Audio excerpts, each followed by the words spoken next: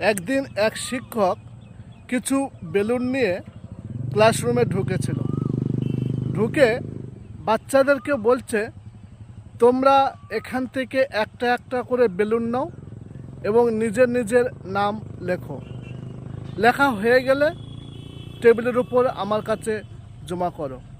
যথারীতি বাচ্চারা সেই বেলুনগুলো নিল এবং একটা একটা বেলুন নিয়ে তাদের নিজের নিজের নাম লিখলো। নিজের নিজের নাম লিখে তারা সেই টেবিলের উপর জমা করলো। তার কিছুক্ষণ পর মাস্টার এসে বলল যে, তোমরা যে বেলুনগুলোর নাম লিখেছো সেই বেলুনগুলো তোমরা নিজের নিজের যেটা বেলুন তোমরা সেটা বেছে নাও।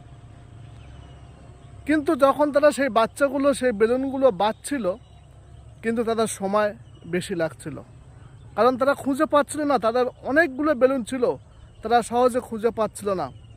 তখন মাস্টারমশাই কী করলো, তাদেরকে বলল আবার যে, তোমরা যে বেলুনটা তোমরা পাচ্ছ, যার নাম উঠছে তাকে তোমরা সেই বেলুনটা দিয়ে দাও।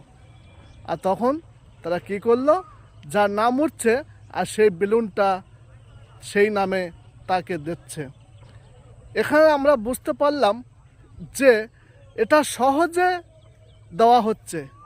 তাই যদি আপনি শান্তি পেতে চান, তাহলে সেই শান্তি সবার মধ্যে আপনি বিলিয়ে দিন, দেখবেন সেটা সহজে হয়ে যাবে।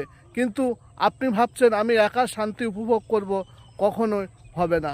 কারণ সেই বেলুনটা যখন ছিল, অনেক বেলুন ছিল, সেখানে আপনি খোঁজ করছিলেন, আপনি পাচ্ছিলেন না। কিন্তু যখন একে অপরকে যখন আপনি দিয়ে যাচ্ছিলেন সেই বেলুনটা, সহজে আপনার সময়টা খুবই কম লেগেছিল। তাই আমি আপনাদেরকে বলতে চাই, যদি আপনি শান্তি পেতে চান, তাহলে আপনি একে অপরকে বিলিয়ে দিন, দেখবেন সেটা সহজে হয়ে যাবে।